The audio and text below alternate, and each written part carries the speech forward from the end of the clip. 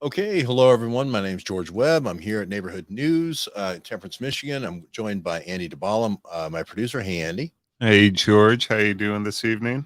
Great. I thought we would just do a quick summary show. I know we're doing a lot of summary shows lately, but and when you're getting hit, from all sides and so forth, trolls everywhere. It's good to just recap the really juicy stuff. So this isn't going to be a real long one. It's going to be new stuff and super juicy. That's all this show is going to be. So it won't probably be really long, and you probably want to retweet this, but we keep finding new documents that make it even more obvious that we're totally on the money with our investigation. And one of the a lot of the documents we're producing now concern the establishment of the Wuhan virology lab. And we've got these new documents now from Congress that we've talked about, talking about maybe an August outbreak and a September 2019 before the Wuhan super spreader games. So super starter games, super mid starter games, and then a super spreader games. So that's the recap. If you've watched the last couple of days, we had a big webinar jam today where we did really super intensive work, 2 hours, was really digging. This isn't going to be that show. This is going to be the fun 2-minute update that you go, oh my God, that does it. They got him now. So yeah, and that's really cool. Yeah, I see the ouch in the ouch in Klaus's behind the ouch in Klaus story. I had mentioned ouch in Klaus. That whole story is kind of good because it goes back to Harvey Bundy. You remember Harvey, the big, tall, 6-foot rabbit? And you remember how Ted Bundy, right? You put the two together, you get Harvey with the big knife, acting like he's got a broken arm, but then with, a serial killer, 6-foot rabbit. And that's Harvey, Harvey Bundy. He ran and started bioweapons program for America in the World War II and also the Manhattan Project. Mark Kulak did a piece on that today. I had talked about it yesterday. And then how the son, McGeorge Bundy, is in the Kennedy cabinet. He's also involved in the Manhattan Project, also involved in the bioweapons program. You remember Operation Mongoose? We were down there in New Orleans. And his son-in-law is now Fauci's bioweapons guy. Just amazing. And they're connected to the Kennedys and the Vanderbilts and all that stuff. But we're not really going to cover that piece of it. Mark has a good piece out there this afternoon. You can talk about that. What we're going to talk about is right now. We're going to talk about how does the WHO, what did the WHO put in place with specific regard to what Congress is talking about, the Wuhan Institute of Virology? What are the mechanisms and different bodies that they put in place, and who are the key players for breakouts? When you have an epidemiological breakout, right? Let's zoom in here. Let's zoom in on who it is, right? So that's what we're talking about. So Andy's going to talk about a couple of different things, but he pulled a couple of these. But emerging infectious diseases, they had these things called collaborating committees, and the people who did all the collaboration for building the Wuhan Institute of Virology are all out of the University of Texas in Galveston. Can they see that, Andy? They can see this. Okay, and this is the group for vaccine evaluation training for infectious diseases. Seeley Institute for Vaccine Sciences. And Cindy Holcomb mentioned this a couple of weeks ago. This is the institute. This does seem to be the dark hand for South America and the dark hand for Central America as far as bioweapons is concerned. This is ground zero for the Wuhan Institute of Virology. If you think there's a lab leak and you want to follow the evidence, even if you're a CNN follower and you think there's a lab leak now in Wuhan and you want to follow the evidence, you have to follow it to Galveston. That's who consulted on making this. And even if you love Hillary Clinton, even if you think, hey, Hillary Clinton was concerned in 2014 and in 2017, they said, we started you off in a really great new model showroom BSL-4 lab, and then there was staffing problems. And in 2018, things were going a little bit off the rails, and we put somebody in there to fix it. Tonight, we're going to show you who was put in to fix it. Again, if you're a Hillary Clinton fan, this is your person. If you're a CNN fan, this is your person. If you, whatever side of the issue you fall on, and you think it's the Wuhan lab now, this is your person. And we're going to show you right now who that is. So we got the WHO Collaborating Center for Vaccine Research, Evaluation, and Training on Emerging Infectious Diseases. So the WHO put together this committee with the University of Texas Galveston, and they have someone that they appointed. Drum roll, please. This is the world. Let me give them the dates first, I guess. Okay. So this was formed in 2014, and it was redesignated in 2018. But the person that is in charge of this committee, as I scroll down here, the person in charge to make it all right, the responsible officer, is none other than Miss Virginia Benassi. Virginia Benassi, meet Virginia. I knew you couldn't wait too long, and there is that famous email now, benassiv@who.int. So everybody knew that before, but they didn't realize how close this was associated with the Wuhan Institute. Now Congress says it's the Wuhan Institute with the Super Starter event, the Mid Starter event, and the Super Spreader event. Okay. Now all the CNN people, Joey Behar and Whoopi Goldberg and Vindman and everybody and their brother now all say it's Wuhan Institute of Virology. And that leads you inextricably to the University of Texas. That leads you inextricably to the coordinating committee, to the collaborating committee of the WHO. That leads you inextricably to the group that was there in 2014. That leads you inextricably to Hillary Clinton saying we need to do something. We need to improve the security there and the changes made in 2018. And that leads you inextricably only to one and only one person, no matter if you love Joey Behar or Vindman or whoever you love, Kent, or any of the dark weapons people at the National Security Council listening in on Trump's phone calls for Javelin missiles. If you're Zelensky on the other end of the line, if you're Oleg Deripaska out there in Fort Terry DeMarmy, no matter who you are, no pun intended, even if you're Giuseppe Benassi, even if you're Pietro Benassi, Antonio Benassi with a white sniffer, no matter who you are, it leads to one and only, the Tedros, the head of WHO, it leads to one and only one person. Virginia Benassi is the answer to the test. She's in charge of, she's pretty much the middleman between every vaccine / disease research company in the world and the WHO. And now she's the person that's in charge of the program of setting up all of the BSL-4 laboratories. Yeah. And the training of the scientists. So if there's a lab leak, it's going to be Virginia Benassi's fault, either through she did it or she didn't fix it. Okay. So now we're going to take you quickly through. I just want to say that all roads, no matter what political persuasion you are, if you're Andrew Cuomo or whoever it is, this is your person X tonight, Virginia Benassi. Okay. There it is in black and white. Now, the WHO has a couple of other organizations that we just want to run through really quickly. Andy, put that collaborating committee picture up there. I love that collaborating committee because even the woman in the picture, see that the one down a little bit. Fourth down. Do the fourth down. That one. Okay. Even she at the University of Cambridge here, this woman here. So the University of Cambridge was the original location of the first collaborating committee. And click on that. Even she seems to be pointing for the children out one and only one individual in the world responsible for the WHO lab leak, Virginia Benassi.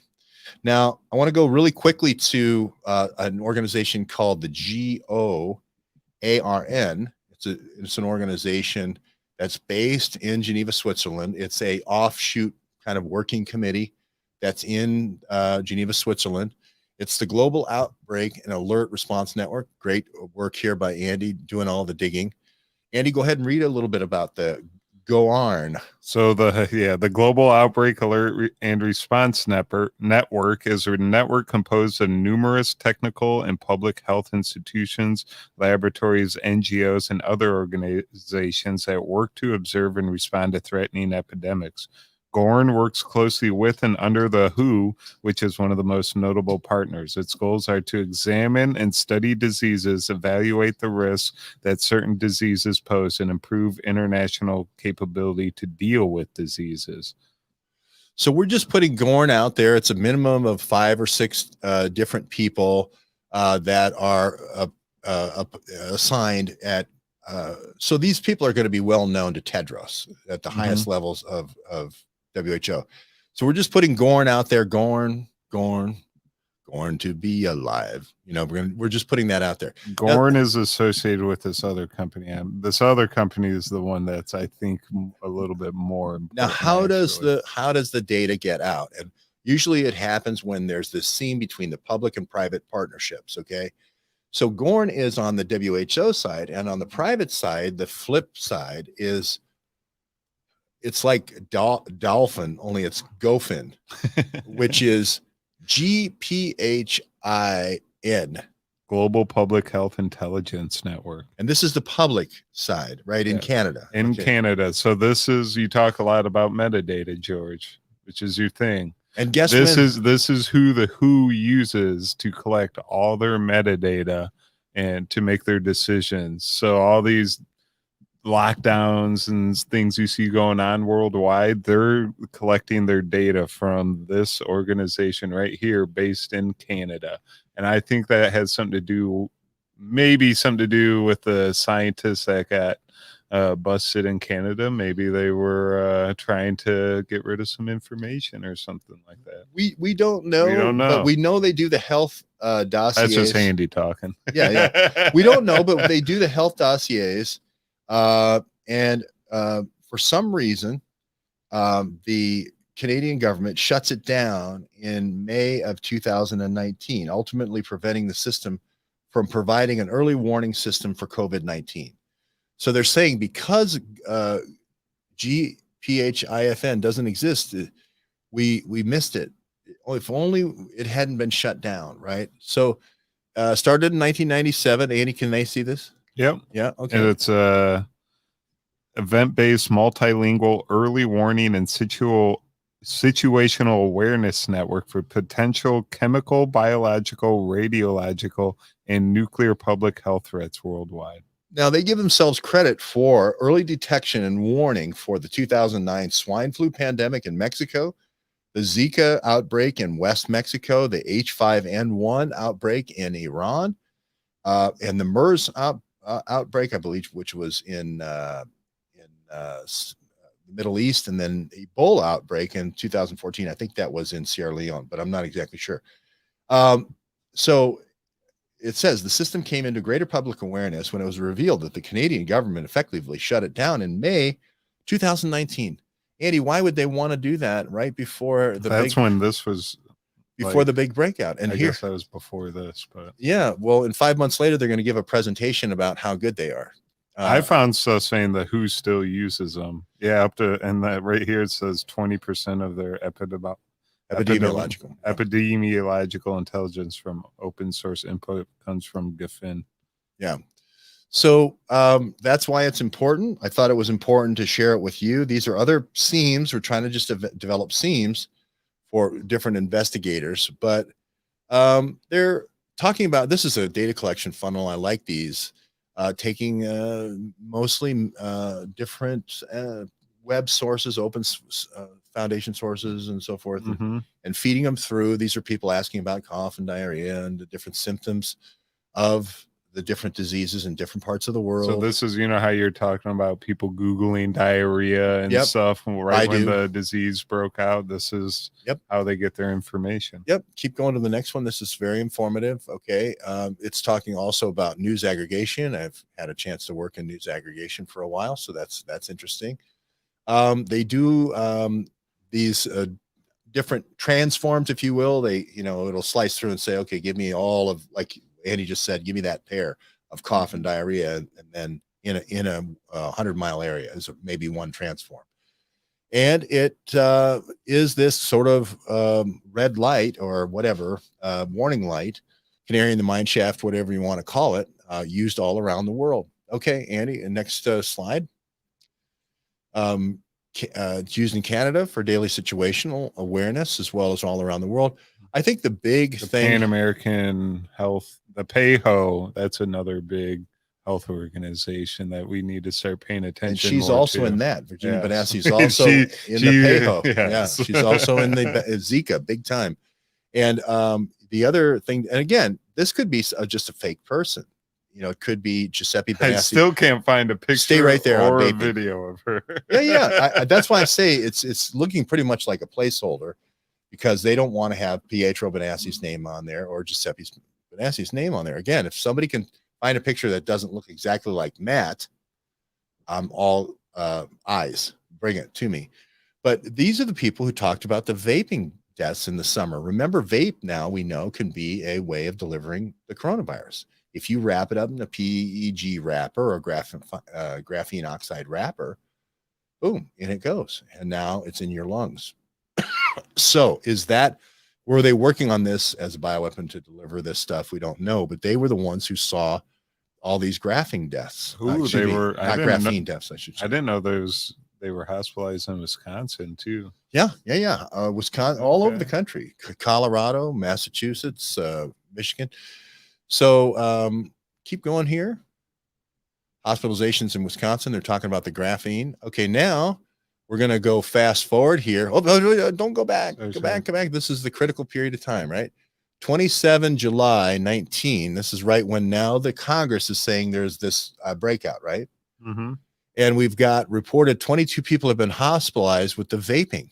Isn't that interesting now that Congress has aligned this breakout, the super starter event in China with the same super starter event in United States with the vaping deaths? Again, very much in keeping with what Task Force said about American U.S. personnel on American military forts being used as test dummies.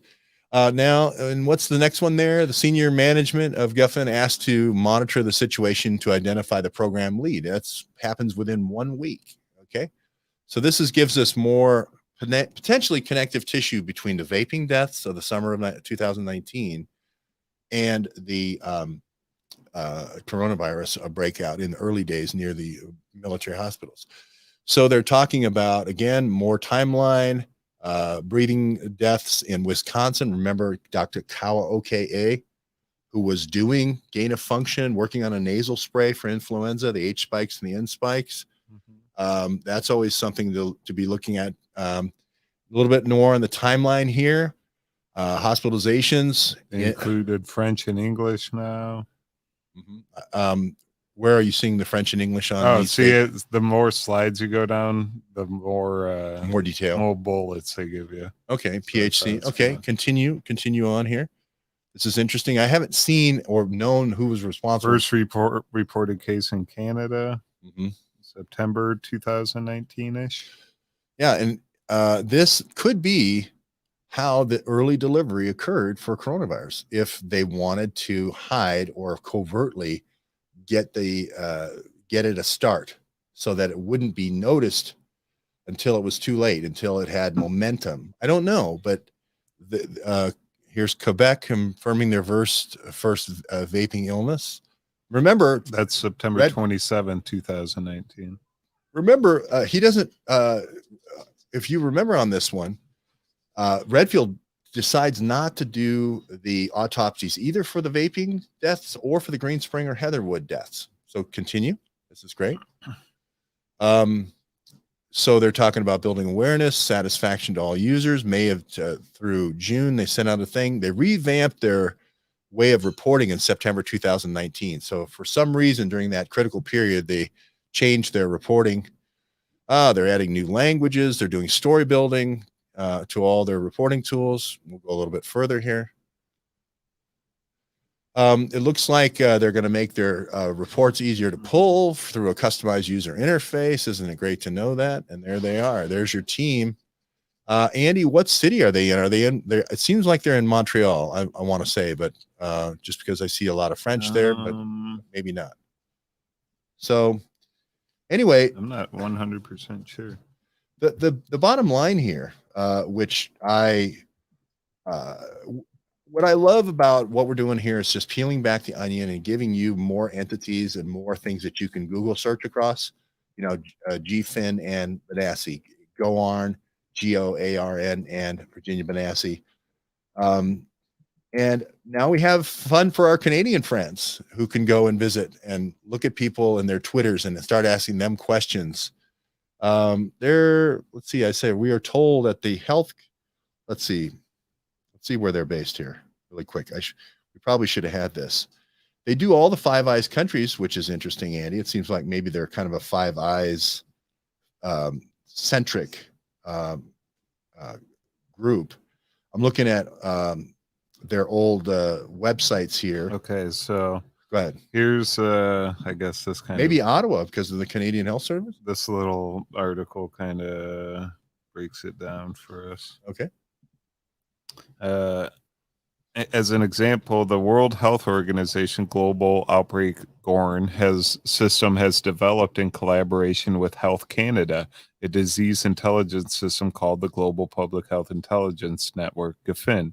GFIN is an internet-based early warning application that gathers reports of public health significance from global electronic media, newswires, website, and uses human review and computerized text mining to filter, organize, and classify this information. I wonder if that's what like Facebook was using to. Sounds like what we do in a lot of but it is then disseminated to WHO headquarters in Geneva. So it goes straight to WHO, the headquarters in Geneva, Switzerland, and to other public health professionals around the world by means of secure website and email. Through this mechanism, GFIN serves as a global initiator for risk identification, assessment, and management. GFIN has effectively bypassed the traditional national infectious disease surveillance systems in which data from case reports at a local level are progressively aggregated up to the national level to trigger public health actions. What does that mean that they bypassed them? Well, I hear where the Auditor General of Canada was admonishing GFIN for not catching COVID-19. Okay. And the title of this article from the Globe and the Mail is Misuse of Pandemic Early Warning System, Inaccurate Risk Assessments Hurt Canada's Response to COVID-19. Well, we could say that about this entire program that Benassi has set up, this whole R&D blueprint. It's like, either you guys are just purposely looking the other way or you're just dumb at this point. They turned off all the monitors. It's turning off all the monitors. This reminds me of somebody leaving the bank, and they turn off all the alarms. They turn off the motion detectors. They leave the vault open. It's not, they're not committing the crime. Yeah. But they're enabling an easy burglary. By neglect. By gross neglect. Yeah. And I just think this is very interesting. And it's, there's federal documents showing who is to blame over Canada's federal system here. This was the early warning system. So it seems kind of like this Five Eyes conglomerate of sort of the Keystone Cops type of thing, where you're supposed to do this, you're supposed to do this, you're supposed to do this. And all of us on the team, right, we're off doing something else that we shouldn't have been doing. And that's how coronavirus came through. And you would have needed a series of failures in order for that to go through. I do think they're based in Ottawa now. So Ottawa was told about potential problems with the public health agency by top doctors early on. You know anything about the RKA, Robert Koch Institute? Yeah, the Robert Koch Institute, I thought was in Berlin, going all the way back to when Robert Koch came up with Koch's postulates. But I could be wrong. Basically you take something that's dead, you take a syringe, you pull it out, you take something that isn't exposed to anything, and you poke it in there, and if they die, then there's a causal link between the two things that killed it. And I think there's some other step in there where you actually kill the virus too, and then if it still kills, then you got the right causal agent. Yeah. So this is just our latest and greatest deep dive and digging tonight. I think Aaron wanted to take calls tonight just because we've been doing so much. We've been extending our shows and increasing the width and breadth of our um, research because we're so hot on this thing. We're so close now to kind of busting this thing open. And Mark Kulak's doing a lot of great things with Auchinclaus. That is exciting, historical stuff for the newspapers.com stuff, and showing these links to, Alice Moore, lived within a block of Kissinger. Her three houses were all within a mile walk of Kissinger's house, and she's the one who comes up with the yellow fever vaccine. The stuff like that. The fun spin-offs that come out of this great research, and just looking at the fact that there was a part of the NIAID, which is Fauci and trying to do the public health thing. There's always been this dark-winged duck here. There's always been this bioweapons wing that's been shepherded and hidden from the American people, and it goes back to this Harvey Bundy, believe it or not, Harvey Bundy. At the same university, University of Washington, where Ted Bundy was later on.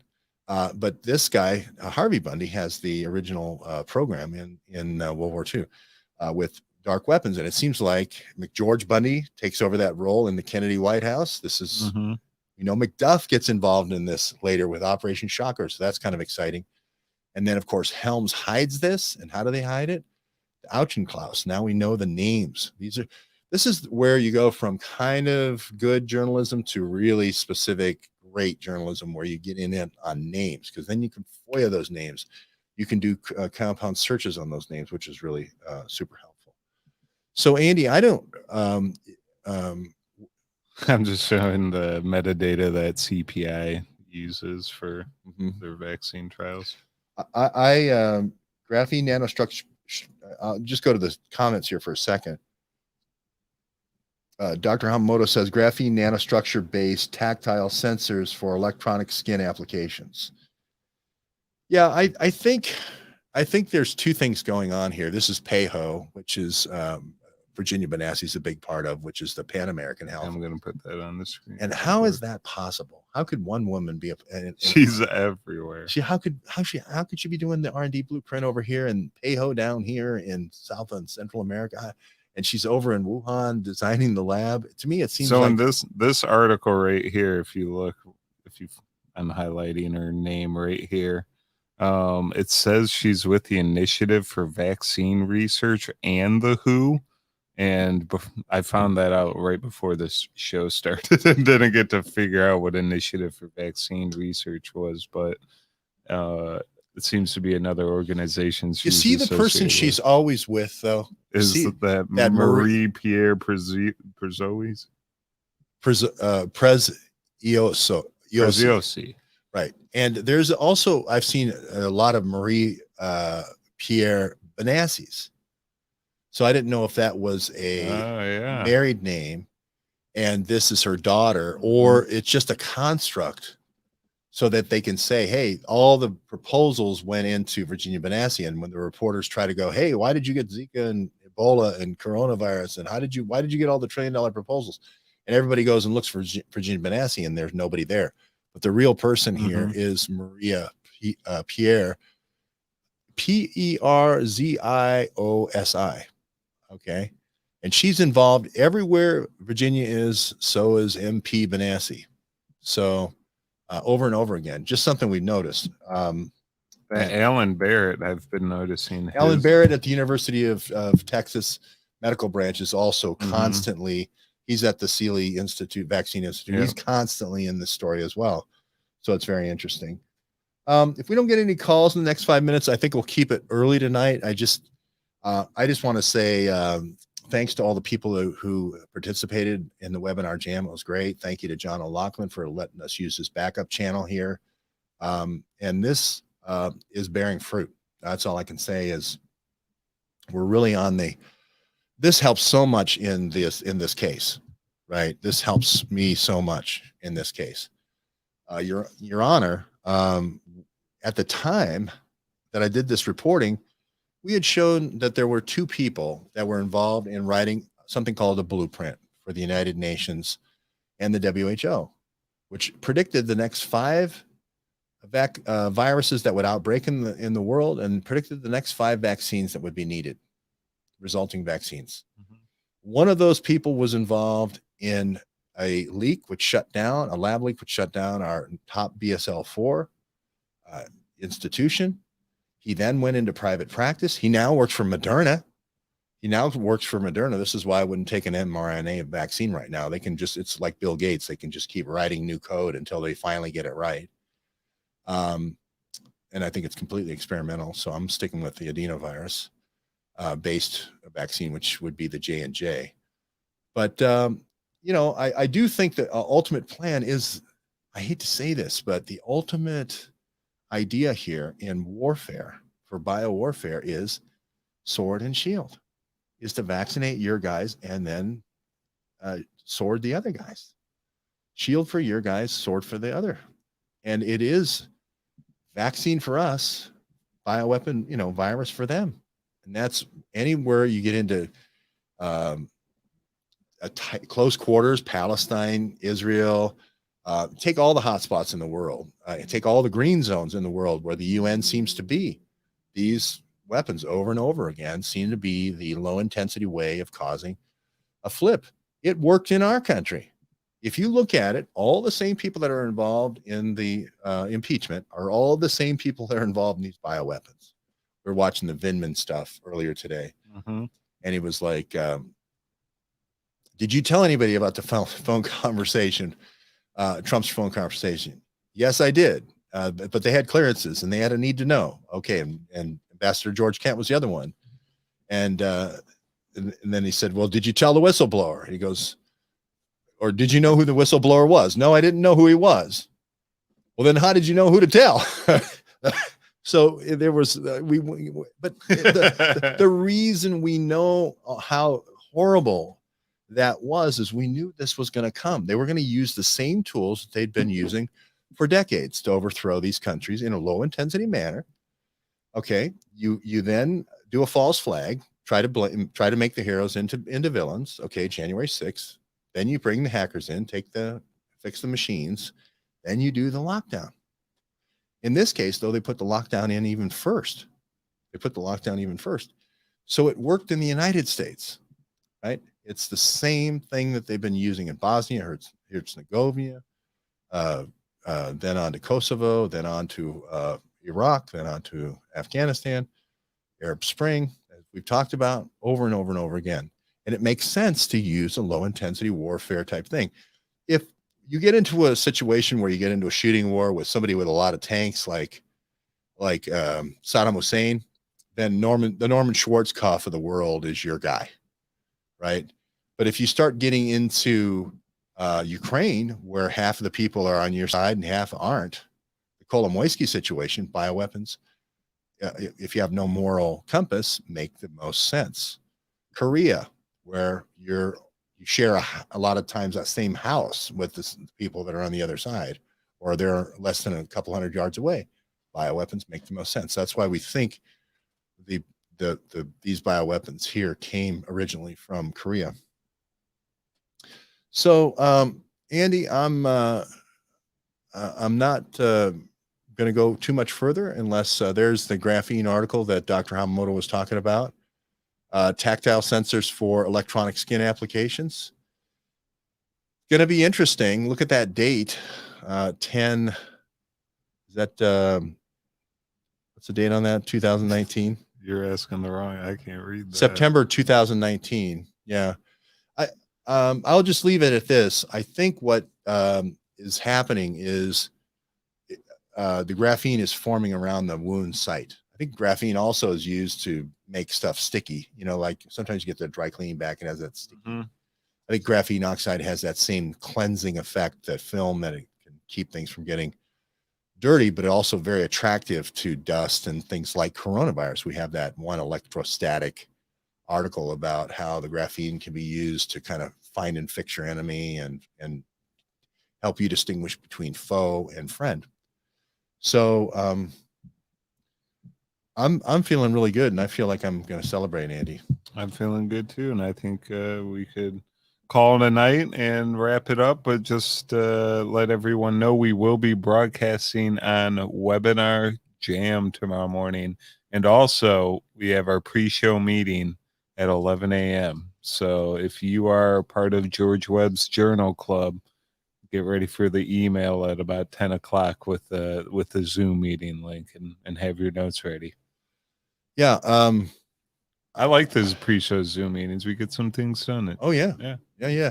I mean, if you look at the total number of hours, it's really 4 shows like today. Mm-hmm. It's you getting up, me getting up, Aaron getting up, and all thinking about the show with the pretty much with the cell phone at about 5 a.m. Yeah. And we're reading all the stuff that people send to us. And then we're kind of doing our final, and we're taking then email and getting to the bigger screens when we get in, and then taking email. And then about 11 o'clock or 10:30, we're finalizing on what we're going to talk about at the 11 o'clock pre-show. Mm-hmm. Then we have the pre-show, and we socialize that with Aaron. Starts at about 8:30, and we're both like, just wait till 10:30, Aaron. Or at least I am. I don't know about you, but I started about 5:30. But anyway, I'm just saying that by the time we have the first 11 o'clock meeting, I've been thinking about this for 6-7 hours. Mm-hmm. Okay, what we're going to talk about that day. Then we do the show, the 12 o'clock, and that usually is 2.5 hours of online research. So by the time we get to this kind of a show, which is here's to quick deliver the goods. Yeah, it's been 16-17 hours that we've got into the topic, and that's why we're not waiting 2 hours to give you the goods in this one. Yeah, this is the Truman defeats Dewey. We're going to give it to you right rather than CNN giving it to you wrong. And who won that one? Who got the coronavirus super spreader games right? Who got the early breakout and the super starter event, and the mid starter event, and the super spreader right? I did. Donnie did not. CNN did not get that right. They got it wrong. And I got the U.S. Congress to back me up. And you could still get George Webb versus CNN. Coronavirus Roadshow also is a couple of copies available for those who their first book, which is hopefully going to be a collector's edition now as we keep hitting them out of the park here, Andy.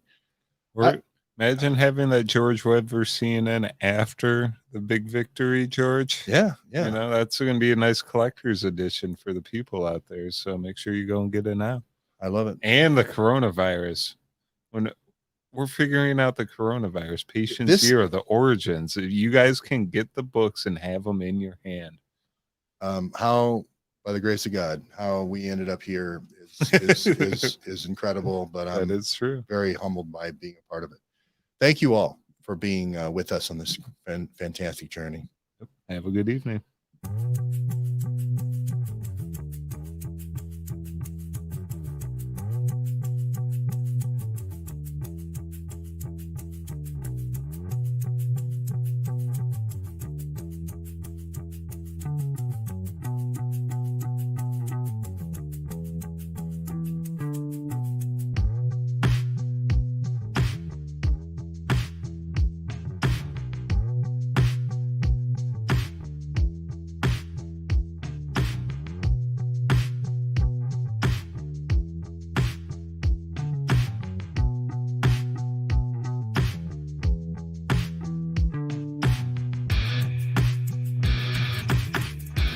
We're live right now. Oh, okay. If you're looking to sign up, go to neighborhoodnewsstudio.com and click on the tab that says George Webb Journal Club, and you will get an email with access to all of the pre-show Zoom meetings and the upcoming state wiki meetings. I will keep you posted on all of those. But pre-show Zoom meetings Monday, Wednesday, and Friday at 11 a.m. Sign up. George Webb Journal Club at Neighborhood News Studio.